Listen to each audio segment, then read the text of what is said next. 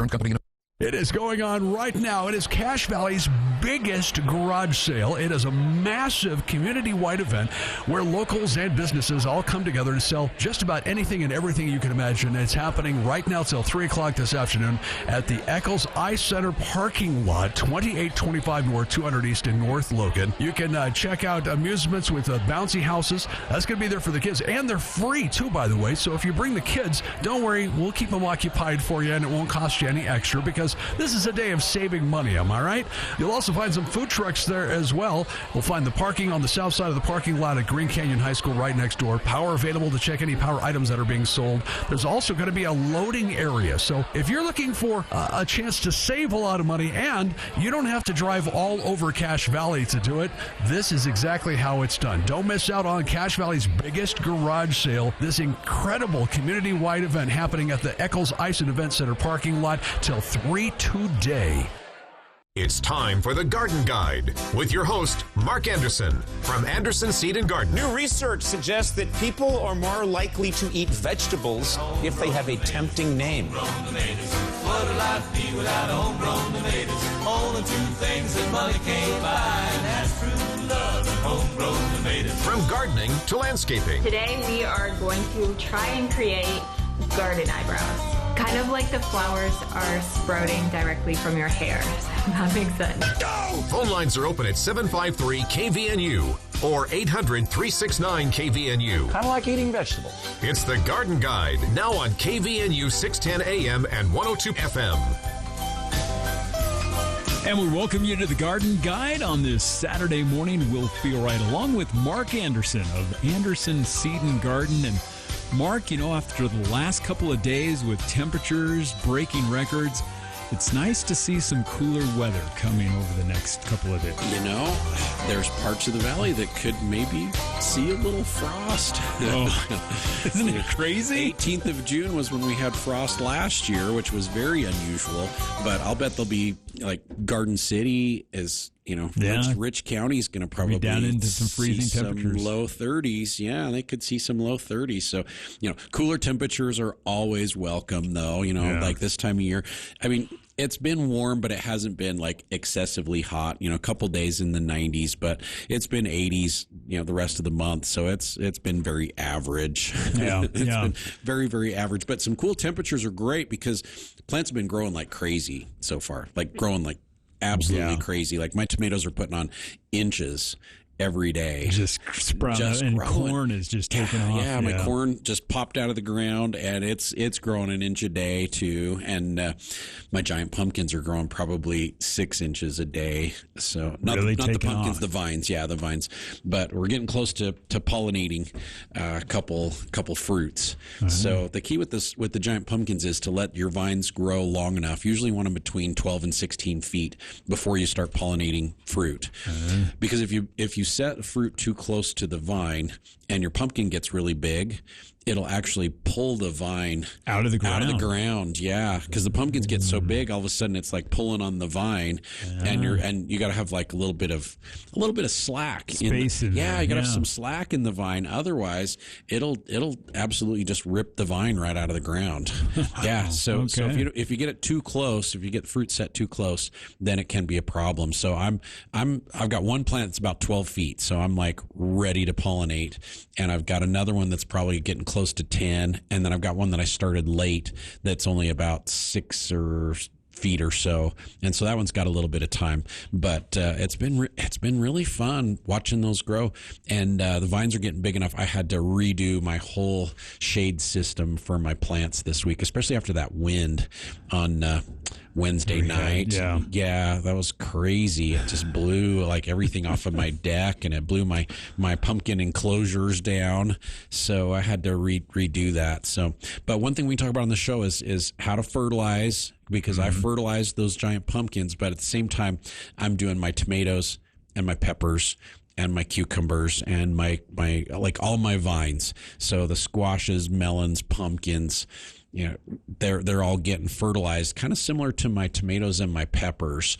And then we've done some slow release fertilizer for everything else. And we're picking peas right now. So we're picking peas like crazy, which is a little bit early. Usually our peas are coming on the first week of July. So these warmer temperatures, so they're coming on a little up. bit faster. Yeah. So this year they're a little bit quicker, which is just fine because I'm going to use those trellises for my cucumbers, and the cucumbers are growing like crazy right now. So they start taking off. Yeah. So right. I'll take the trellises off the peas, and we'll move those over to the cucumbers and get things going. But the key early on in the season is to fertilize, and to fertilize consistently with your peppers and tomatoes.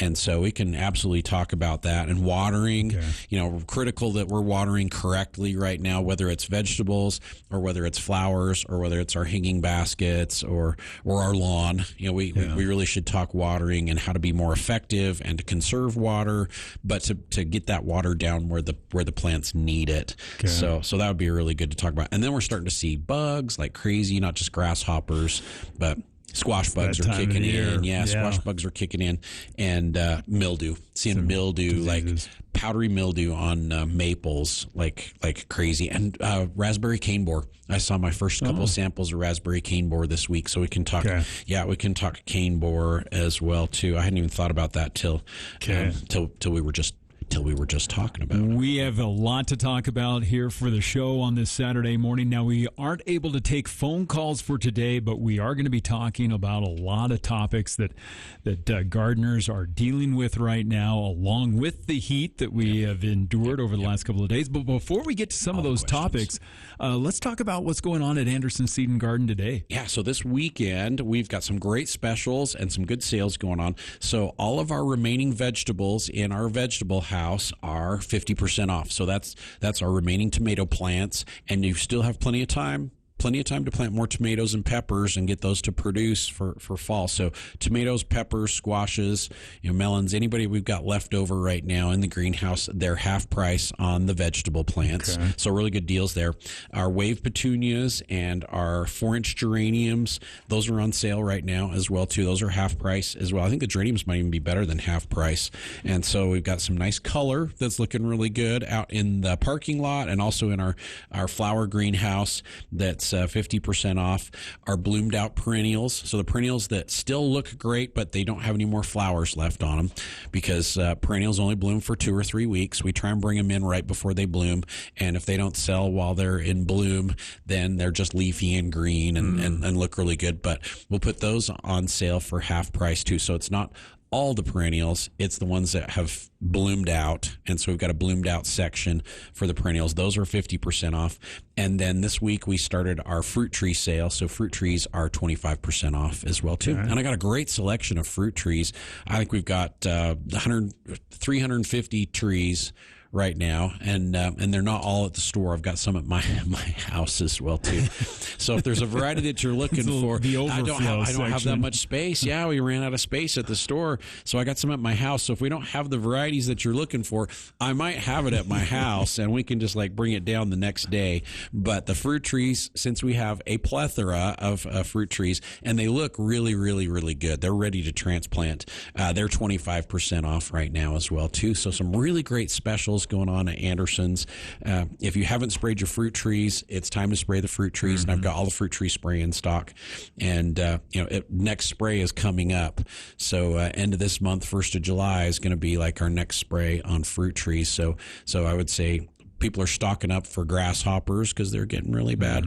Most of the sprays we can use for the grasshoppers, we can actually use on the fruit trees as well too. So a good time to come in and stock up for bugs, stock up for diseases, and we've got tons of plants that can still be planted, whether they're vegetables or flowers. It's a great time to be out there planting. In fact, it's isn't it the first day of summer? Yeah, officially. Yeah. Officially the first day of summer. Although it felt like the first day of summer on Thursday. Yes. So toasty. And I think that's probably the best place to start off. Probably one of the main questions that you had this last week was, how do I keep my plants from dying in this heat? Yeah. So I've got plants that have been in my aquadomes and also in my Grow It Nows, because it really accelerates their growth. So I've got tomato plants that were growing out the top of the aquadomes, and I've got squashes and pumpkins that were growing all the way up through the Grow It Now protectors, and they're open at the top. So the plants will, once they start growing out the tops, then I'll take the protectors off, and then the plants, they got to get used to the new climate, you know, because they're used to being inside there. And so sometimes they'll wilt for a couple days. And so we're soaking them really heavily about every 3 days. And that seems to be working really well. So I've got soaker hoses set up in my garden. And if you didn't see the article that I did in the Cache Valley Family magazine, that just came out.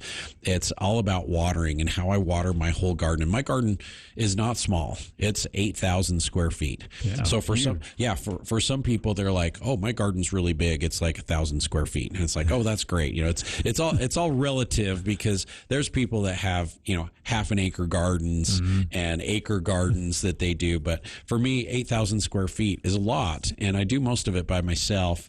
And so I've got to set up my watering system so it takes the least amount of time possible to be able to water the whole garden.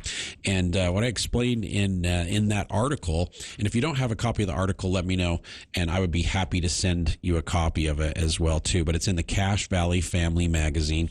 And what I've done is I've got rows in one section of my garden that are 50 feet long, and I've got rows in my other section of my garden that's about 75 feet long. So I have 50-foot and 75-foot soaker hoses that do most of the garden, and then I have a drip system that goes on my tomatoes and peppers, and also for my giant pumpkins. And so they're on drippers, and the rest are all on soakers. But then I've got quick connectors set up for all of those hoses, all those soaker hoses, and for the drip system. And so I've got a 4-way splitter at the top of my 50-foot rows, and I got a 4-way splitter at the top of my 75-foot rows. And with those quick connectors, I can take those and hook those 4 lines up to 4 different soaker hoses in about 30 seconds. And then throw so I just them go, on. I just go pop, pop, pop, pop, you know, and I like hook those up, and then I turn it on, and it's got a timer on it. And I can set the timer for 3 hours or 6 hours or 8 hours or whatever in between. And I'll set the timer on it, and then I'll go and I'll do the 75-foot row, and I'll go click, click, click, click.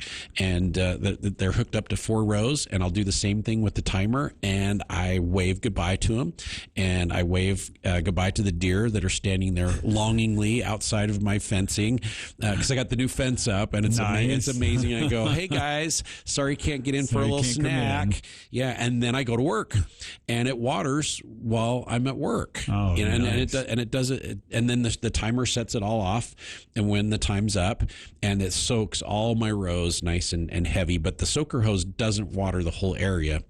It just waters the rows. And so my corn gets watered, but not the weeds in between the corn. And my carrots get watered, but not the weeds in between the carrots and the potatoes, you know. And so it just puts the water right where you want it. And then when I get home from work, I'll get home and it's kind of hot still, and I'll stay inside and I'll grab something to eat, and, you know, I'll visit with the kids and you know, mess around. And then by like 7:30, 8 o'clock, it's like cool down outside. And so then I go out and I go click, click, click, and I take the hoses off the 50-foot, and then I hook them up to 4 more rows. And then I do the same thing on the 75-foot. And then when it's time to go inside, I'll turn the water on, set the timer, and I go inside. We watch a movie or I read the news, and then it goes all night, and it shuts off on its own. And then I wake up the next morning, and I go out there, and I go, oh, I got 3 rows left over here. Click, click, and I hook those up. And I got 2 rows left here on my drip system.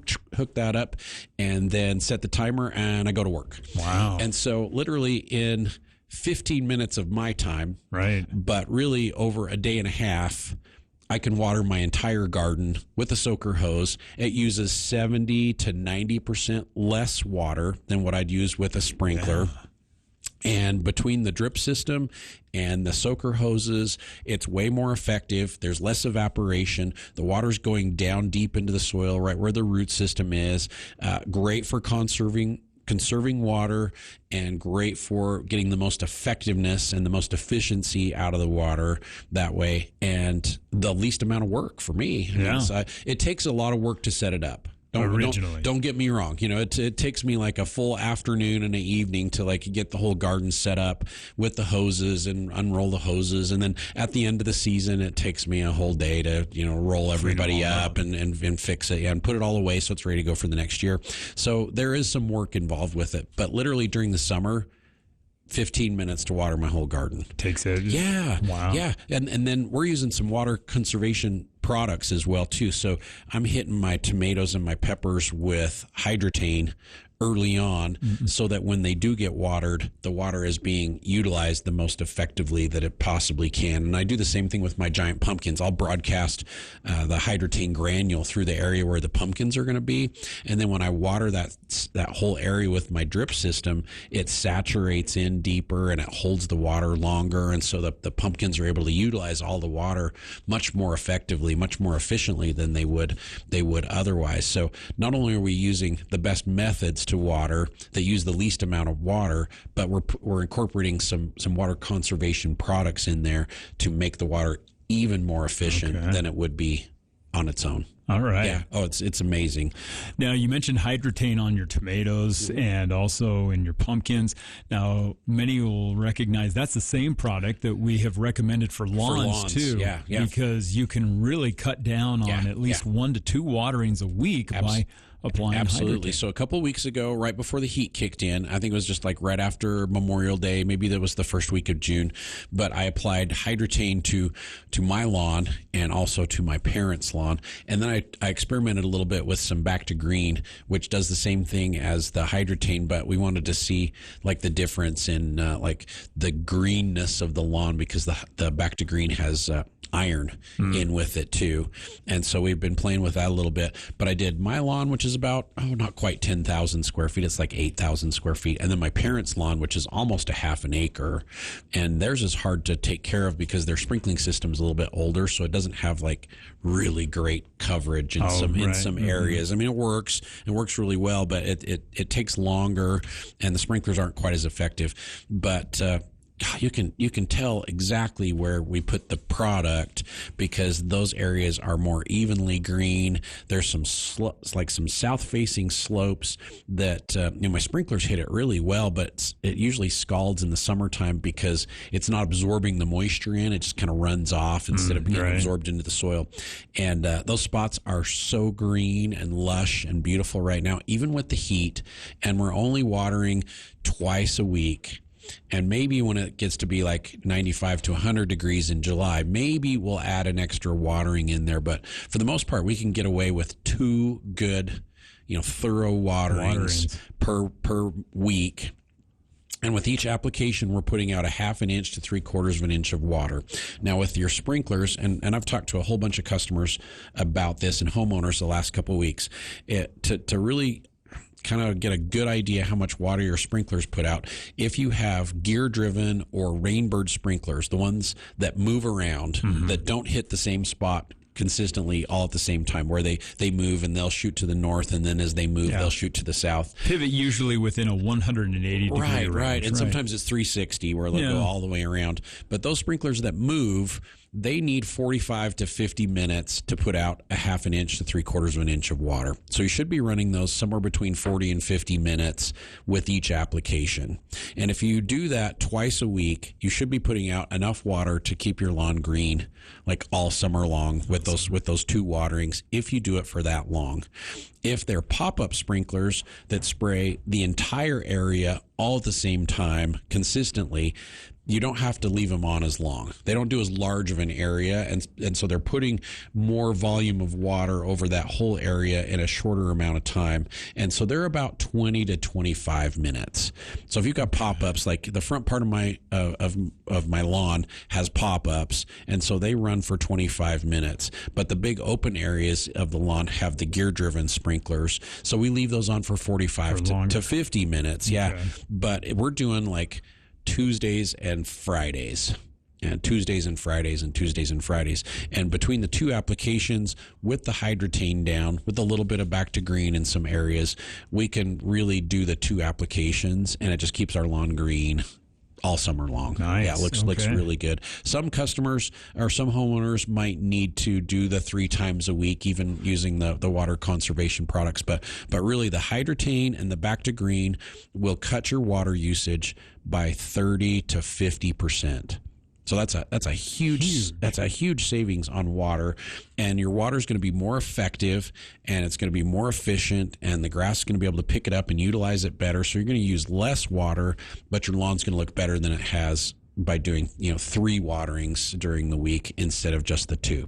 So 2 waterings instead of 3, better looking turf, using less water, being more efficient with the water that we have. And whatever we can do to conserve water is huge this year. Even though here in the valley we have ample water, like we're at about 100% in normal, the rest of the state's not. No, they're really dry. So whatever we can do to help, as water conscious users is going to make a big difference. Especially as you look at the forecast over the next couple of weeks, it's not looking like we're going to see any major storms. So no, and that's normal for June and July. I mean, that's pretty normal. We get into the warm part of June and July, and we'll get some thunder showers occasionally, but we're not really getting any significant rainstorms. But the less water that we use, the more is able to go into our aquifers and keep our groundwater up, and we don't have to pump as much water out of the ground, and we've had 3 really good water years in a row, and hopefully we get 3 more really good water years in a row.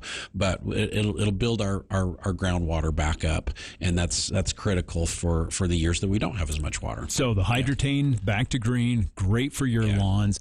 Hydrotain also great for those plants as well. Yeah, absolutely. All right. Well, another question. We're getting a lot right now. I had them in my backyard last night as I was weeding. As grasshoppers, squash bugs, a lot of insects. What's the best way to take those and get rid of them? I was out watering my giant pumpkins the other day, and as I was watering, I saw some little creepy crawlers come out of like where the vines come out of the ground where I'm watering, and I was like, wait a minute, and so I'm now looking much closer, and it's like, we got squash bugs already, and it was like the 18th, 16th of June, and I'm like, no. And so, squash bugs are out already. Grasshoppers, got tons of people coming in saying they've got little baby grasshoppers all over the place. We're seeing thrips. We're seeing lots and lots of aphids.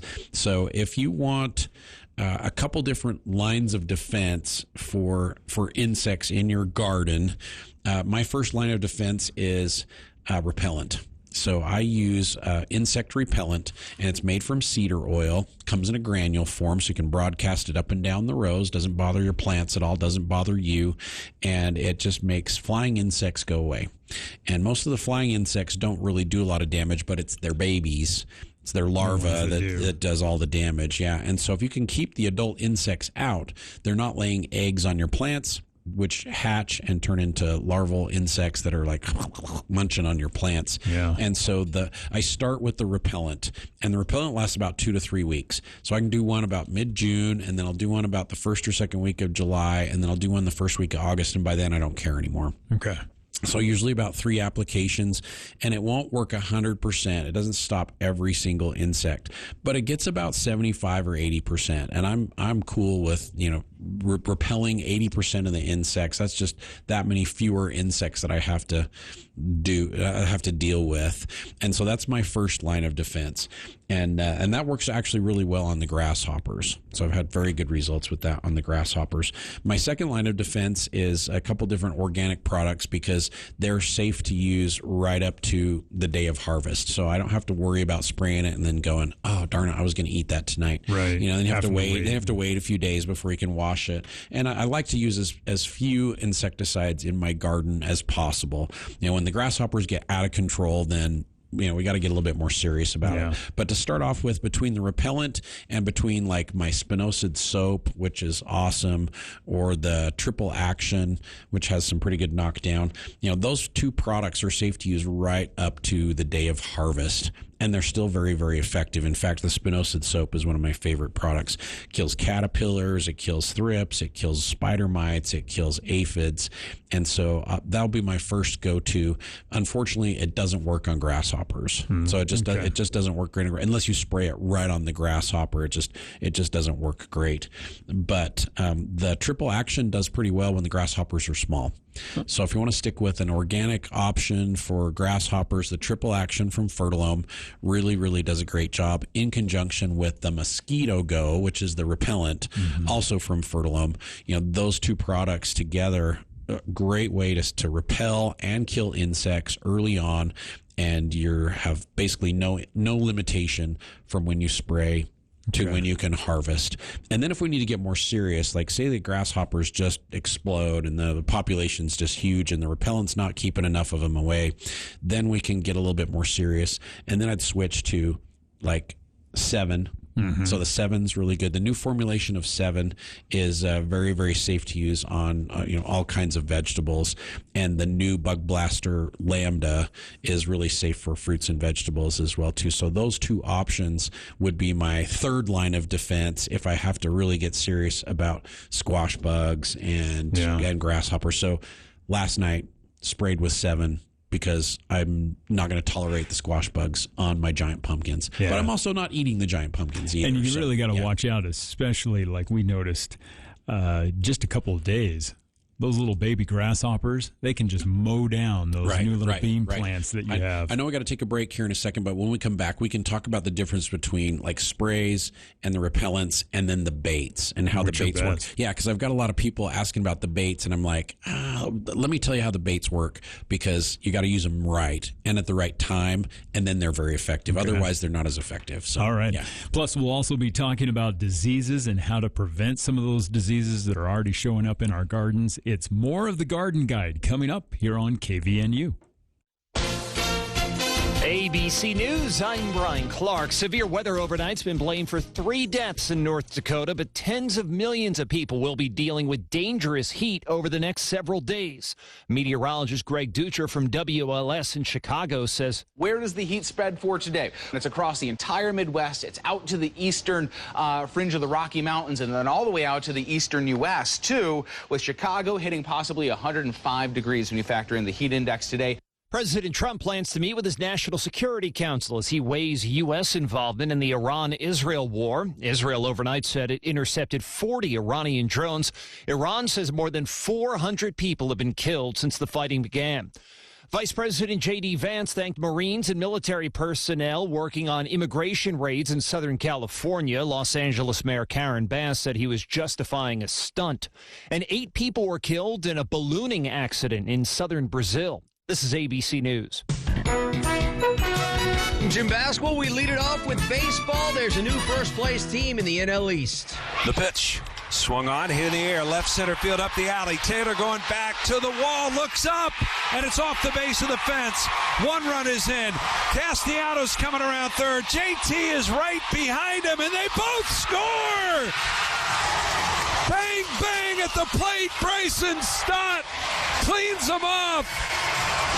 8-2, Phillies lead it. As Sports Radio 94 WIP, Bryson Stott's bases clearing triple and a 6-run 7th. The Phillies hand the Mets their 7th straight loss, 10-2, leapfrogging New York for first in the East. They've won 8 of their last 9. Rafi Devers, first time versus the Red Sox, goes 0 for 5. Cedar Rafaela, 3 hits, including a home run. Boston 7-5 winners in San Francisco. On a night, both skippers were suspended after benches cleared for the Padres and Dodgers. San Diego falls 6-5 to KC, while L.A. beats Washington by that same 6-5 count. Christian Yelich drove in a career-high and franchise record 8 runs.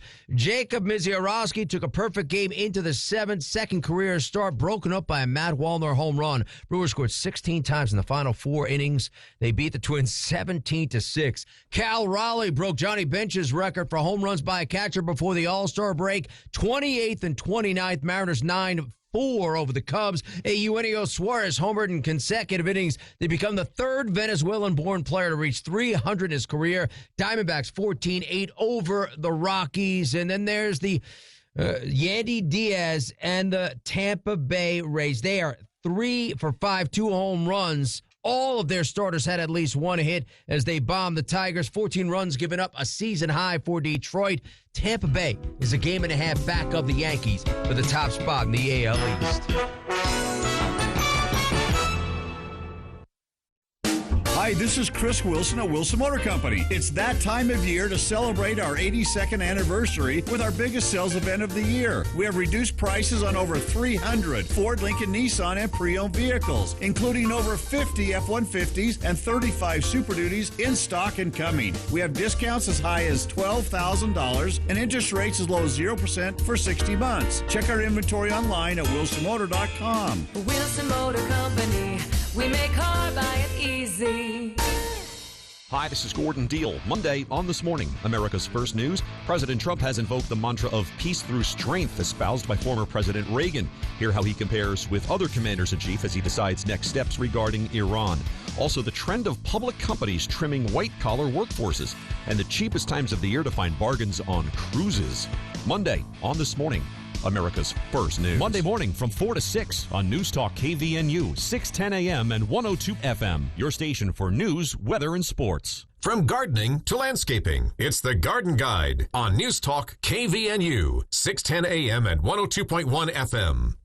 Welcome back to the Garden Guide on this Saturday morning. We'll feel right along with Mark Anderson of Anderson Seed and Garden. As we were mentioning earlier on in the show, unable to take your calls and your comments this morning for the show, but we're talking about a lot of the topics of discussion that have come up at Anderson Seed and Garden over the last week.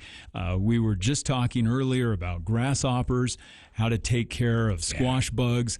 And you brought up a good question, Mark, that when it comes to different repellents, there's a lot of different options. So before we get to that, though, today at the store, yes, a couple big sales going on. Some good things happening at Anderson's for the first day of summer. Yeah. So it really is the first day of summer. It's like I forget. I know. It's like it's because it felt like really summer hot. already. Yeah, you're just like, okay, Memorial Day really should be the first day of summer, but traditionally it's the 21st of June. So here we are. But at Anderson's, we got some great deals going on. So everything in our vegetable greenhouse, all the veggie plants that we have left over. So there's some tomatoes, there's some peppers, there's some squashes, there's cucumbers, there's melons. They are all half price. So if they're in a 2-inch or a 4-inch, or if they're in a pony pack, they're all half price for all of our vegetable plants. And then we have some flowers that are on sale as well too in the flower house. So wave petunias are half price. Geraniums in 4-inch containers are half price. And we also have our bloomed out perennial section, which are perennial flowers, and they're 50% off as well too. So they're half price. And the perennials still are great. They're just done blooming for this year. And so they're not going to bloom again until next year, but they're going to come back. They're going to winter over really well. So it's a great time to get some really good deals on some nice looking perennial plants that are half price, and we've got a section put together for those. So it's not all the perennials, it's just the ones that have bloomed out. We've got a section for those. They are 50% off for the bloomed out perennials. And then we've put all of our fruit trees on sale for 25% off. So I've got some great fruit trees, and we have more coming since I've got a bunch at my house. I got like 200 trees at my house. So if we've run out of a couple varieties, I might just have some more at my house as well too. So we can bring those down to the store. You can pick those up if there's a specific variety that you're looking for. So fruit trees, 25% off as well. And, Gardener's Market's going on downtown. So it's a good time to come down and hang out. And it's definitely a little bit cooler. Yeah, a little bit cooler. So we're kind of welcoming this weekend. Yeah, so this weekend's looking great. So even next week, high 70s, low 80s. It's like you can't beat that. Get back to average. Yeah. It's looking really, really good for temperatures. Great. And hopefully our plants will transplant nicely with the cooler temperatures, and our other plants will continue to grow with the cooler temperatures.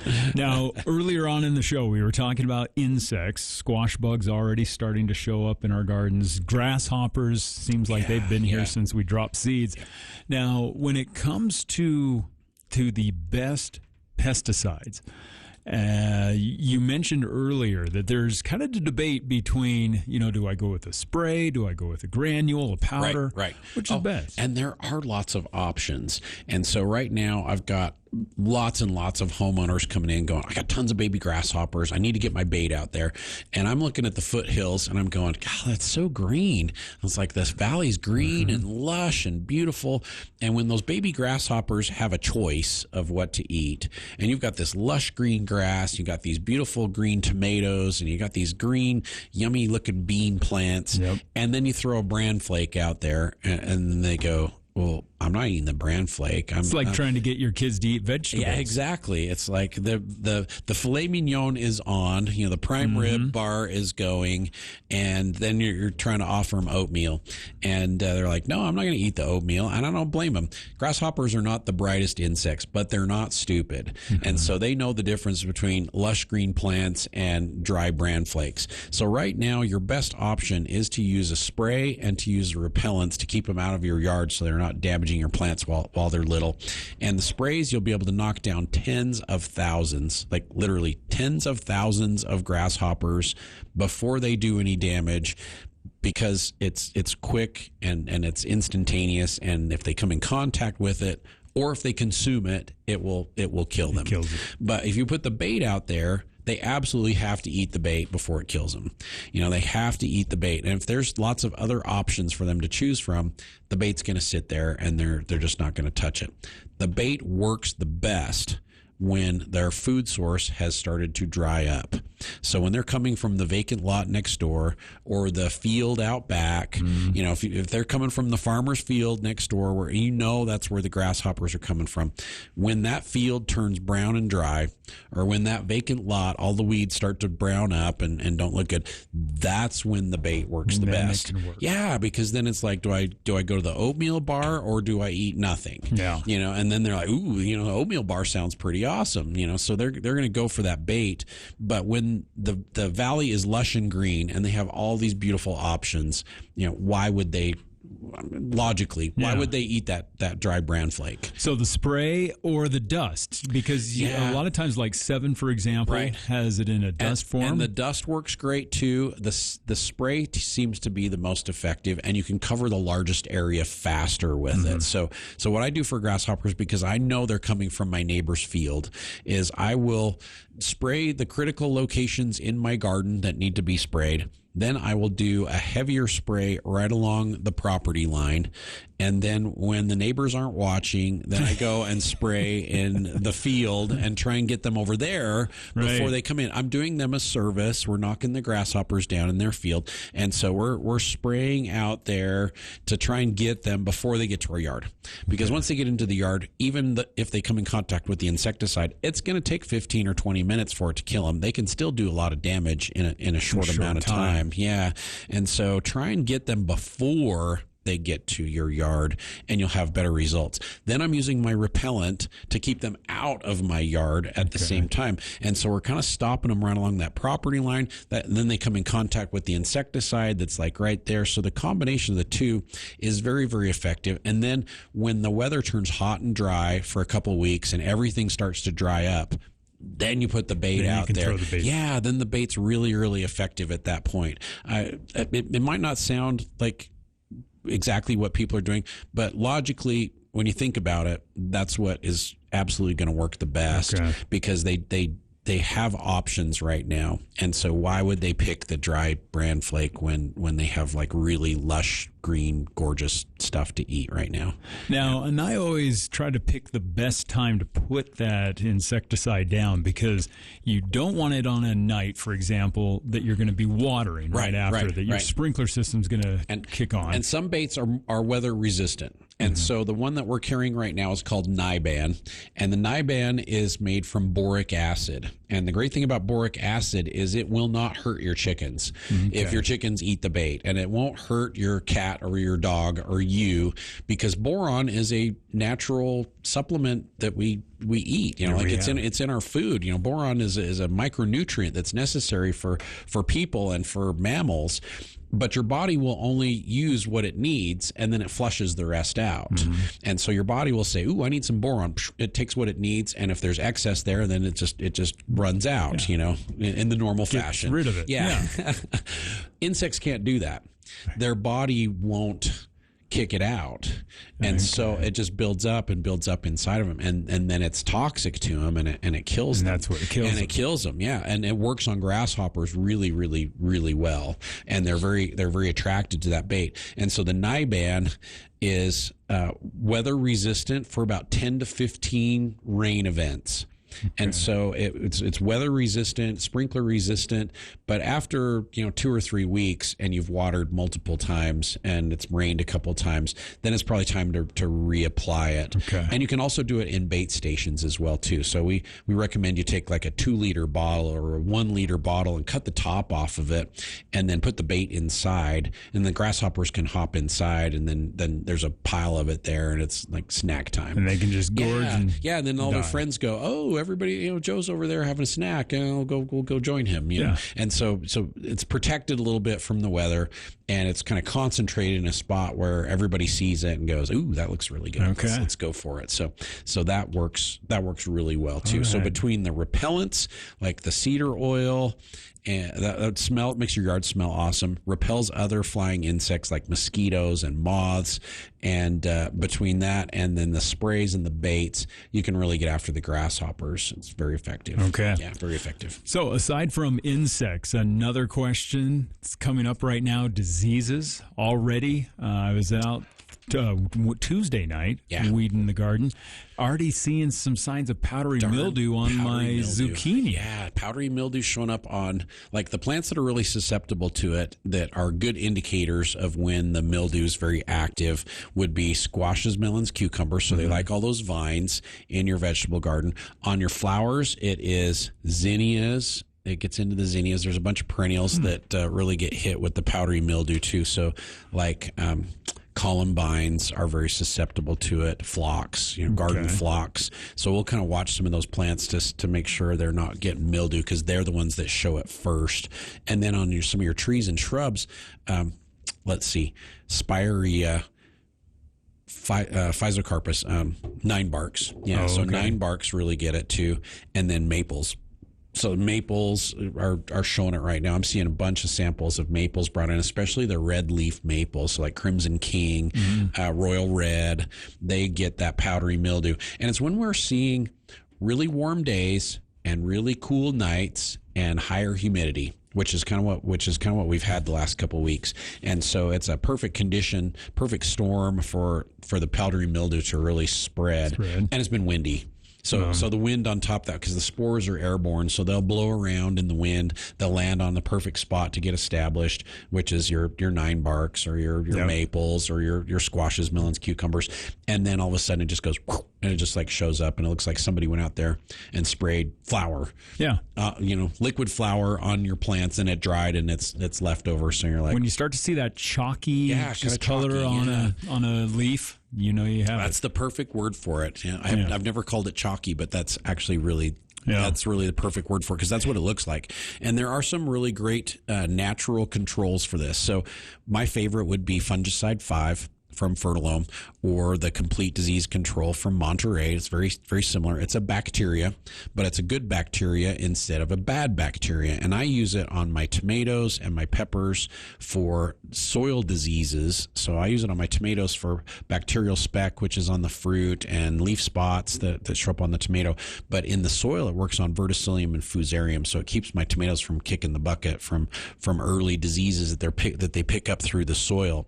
And so the Fungicide 5 is great for that, and it works really, really well on mildew. So at the same time, I'm hitting my squashes, melons, cucumbers with the Fungicide 5 to prevent that from happening. So because it'll eventually kill your plants. Yeah.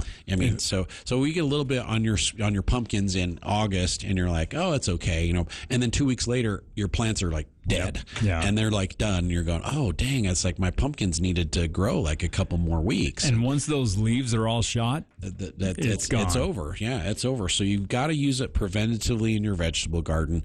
On the maples and like say on your 9 barks, it will stop it from spreading, but you'll still kind of see that chalky white stuff out there for the rest of the summer. It's never going to just like completely wash off, but as long as your new growth is coming out and it's clean, then you've got it under control, and it's doing a really good job for you. So the Fungicide 5 is an excellent choice. All natural bacteria, totally safe to use for people, and it's non-toxic for people and for pets, or beneficial insects as well too. It's not going to hurt your beneficials, and super, super effective. So that's my first go-to. And then if you want to use a systemic fungicide, the F-Stop is safe for a lot of edibles as well too, and it's totally safe for all of your ornamental plants as well. So we usually recommend the F-Stop for the maples and for the 9-barks and for the peonies, which tend to get it as well too, and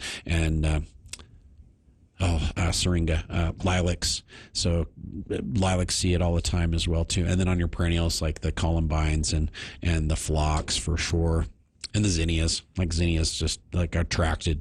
They just attract powdery mildew like crazy. So those are some really, really great options. So you've got a systemic fungicide, a synthetic version, or you've got a nice organic bacteria from the fungicide 5 from Fertilome. Very, very effective on powdery mildew, on most of your edibles and all of your ornamentals and turf. And most of those are really easy to apply because they come in just a squirter bottle. Ready to use, yeah. So they're ready to use a squirt bottle. Yeah.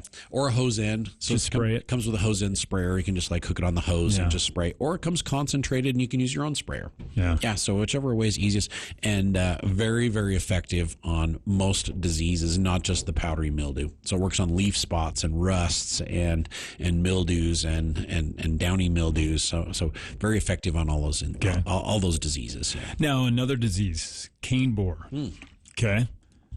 That's another one that's coming up this time of year. So definitely an insect that gets into your raspberries. And I have seen 3 or 4 samples this week of cane borer, which also is a little bit early for those to show up. And the cane borer is a wasp-looking adult that will come in and lay its eggs on your raspberry canes. So the new canes that have come up this year, they'll lay their eggs on the canes, and the larva will hatch out and bore into the middle of the cane, and then it works its way straight up. And so it goes right up through the middle of the cane, and it disrupts the sap flow through the cane, and all of a sudden the top of your raspberries just kind of start to wilt and die. And they will turn a dark green first, and then they'll go brown and crispy. And they have kind of what we call a shepherd's crook up on the top, because the top isn't woody yet. It's really green and leafy. And when it gets damaged and it starts to wilt, it just kind of wilts over like a shepherd's crook. So it's got just this nice curve up on the top, and then it will kind of angle down, and it will turn a dark green, and the undersides will be almost white of the raspberries, and so you can see it. And so at that point, it's already been damaged. We usually will tell people to cut the top 12 inches of your cane out. And when you cut the top 12 inches out, you can take a knife and you can cut down the stem of the raspberry and peel it open. Oh, okay. And you can find the borers, and you can find the borers inside. Yeah, you'll find these little white grubs in there just nibbling away. To control those, we need to spray them before they bloom with like permethrin or the 7. The new version of 7 is really good. But there's also a new drench you can use. And the drench you can use up to a week before you harvest. And so it is safe to use up to 7 days before you harvest the raspberries. You mix it up in water.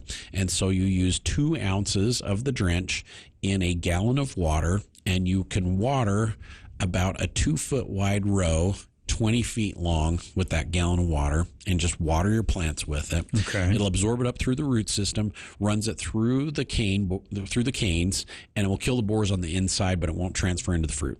Oh, okay. Yeah. So if your raspberries have already been hit, that would kill them from the inside. Yeah, it would kill them from the inside. And so we like to put the drench on usually in May, but most people forget, and it's like, oh, I didn't think about it. But you can still do it now. So you can do it up to a week before you think you're going to be harvesting. So if it looks like you're going to harvest in 2 weeks, you can go ahead and put on like right now, and before the raspberries are picked and coming on and going. Yeah, but if you think you're going to pick later this week, then don't use the drench. So you got a 7-day window from when you apply to when you can pick. Okay, and very, very effective on the raspberry cane borer, and very safe and very easy to use. You just mix it up in a watering can, and seriously, a row that's 2 feet wide, you can do 20 feet long.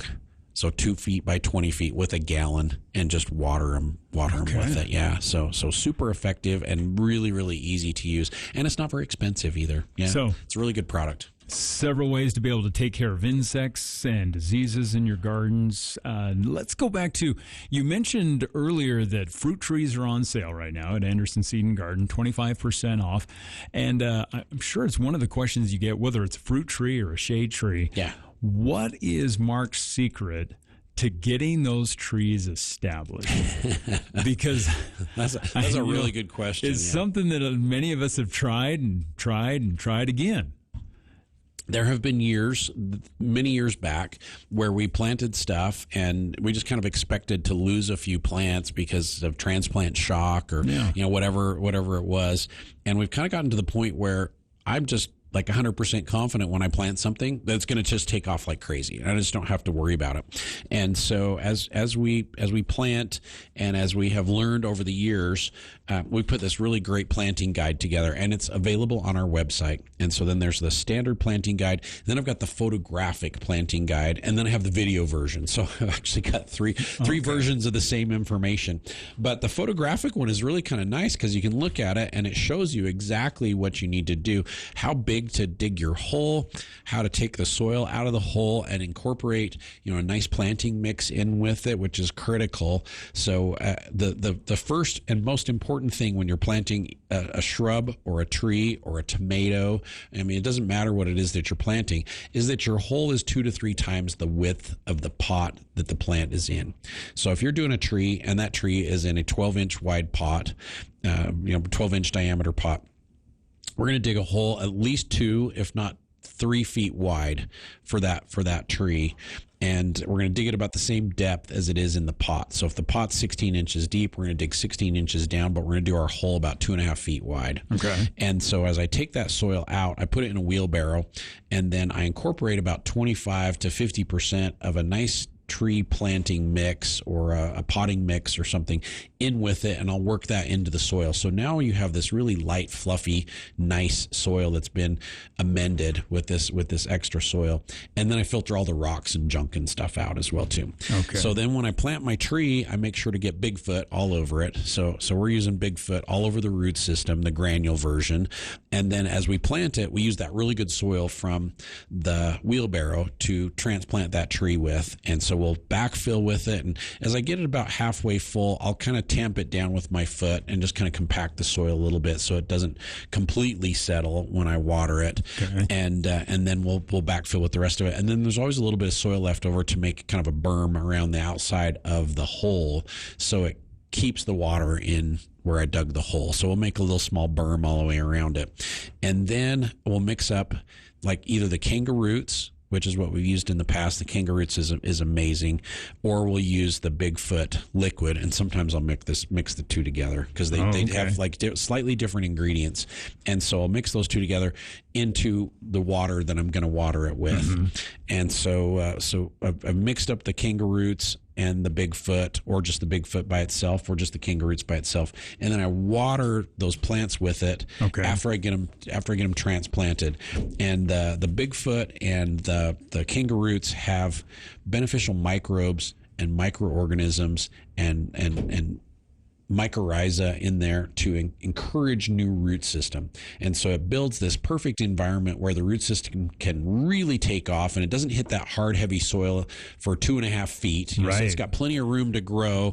Gets it established. And that Bigfoot just kicks it into root development mode. And all of a sudden it's got just thousands of root hairs that are picking up water and picking up nutrient.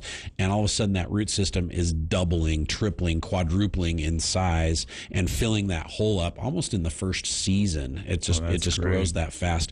And then after you get it planted, the key element of being like successful when you're planting is to not overwater. And so when I water, I'll water really thoroughly so the water settles all the way down through and it saturates that soil, and make sure that it's coated with the Bigfoot and with the Kangaroots.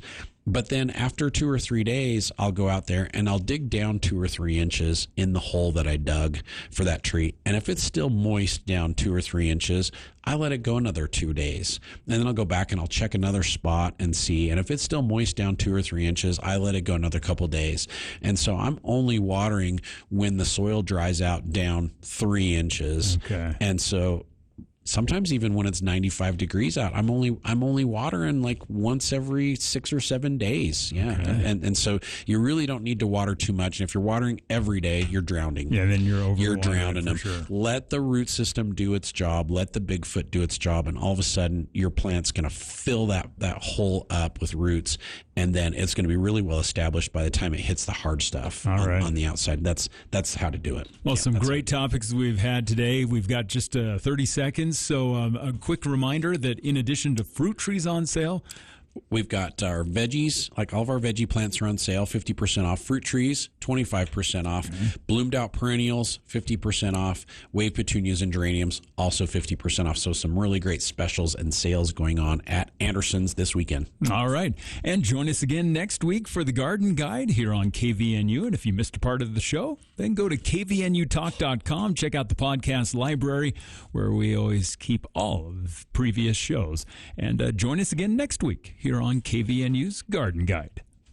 The newsmakers, the stories. This is a situation that is rapidly spinning out of control. Get it all here. News Talk KVNU Logan, 610 AM and 102.1